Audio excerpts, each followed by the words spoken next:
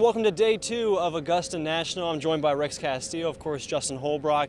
Rex, yesterday we talked about the women's amateur. It's a new tradition, but there's still one tradition every golfer wants to take part in here at the Masters. Absolutely, and that's putting on the green jacket when you win this prestigious tournament. Not a lot of people on this planet know what it feels like, but we do know one Columbus resident who does. His name is Larry Mize. He actually won the 1987 Masters tournament. We caught up with Larry before he arrived here at Augusta National, and here's my one-on-one interview with him.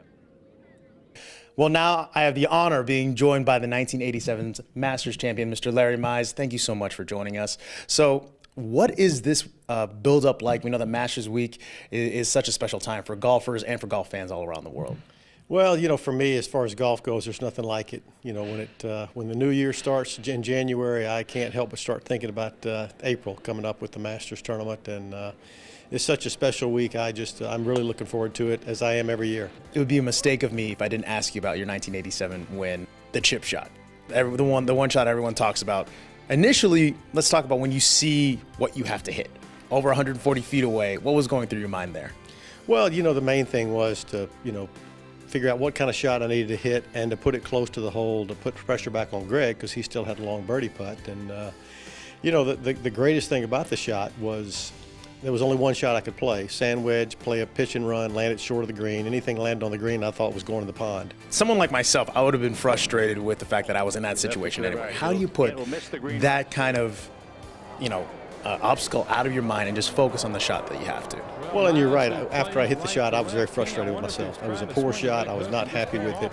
But in golf, you've got to forget that shot and go play the next one. And I did do a very good job of putting that shot behind me, focus on the next shot, and it's do or die. The ball goes in. The galler goes crazy. What was going through your head? I went pretty crazy. People always say, "How did you feel?" And you can tell from the video, I jumped and I'm running around and I am screaming. I'm going, yeah, just yelling that I was just so excited. Few men on this planet know what it's like to win a Masters and put that green jacket on. What does that jacket mean to you, and the fact that you still hold on to it? What was really special, extra special of the week, was Jack Nicklaus was my favorite golfer growing up, and to have Jack, the '86 champion, put the jacket on me in Butler's cabin, and then we go out on the putting green and do it again in front of all the fans, and have Jack do that was really a very special moment for me. Justin, that is Larry's only major championship win. Again, it's not a bad one to have on your resume. He does get to come back to Augusta National to participate almost every year, so it's incredible for Larry. Thank you for his time. Now, we've looked at the past. It's time to look back to the future. There's a young man who's hoping to make a big splash here at Augusta National. Yeah, that's Auburn golfer WRBL. He's actually a junior at Auburn. A few Auburn golfers have taken part in the Masters before, but no Auburn golfer has done it while they're still in school. Jovan is actually a junior there at the university, and he won the British Amateur to qualify for the Masters. It's an event that he's been looking forward to for some time.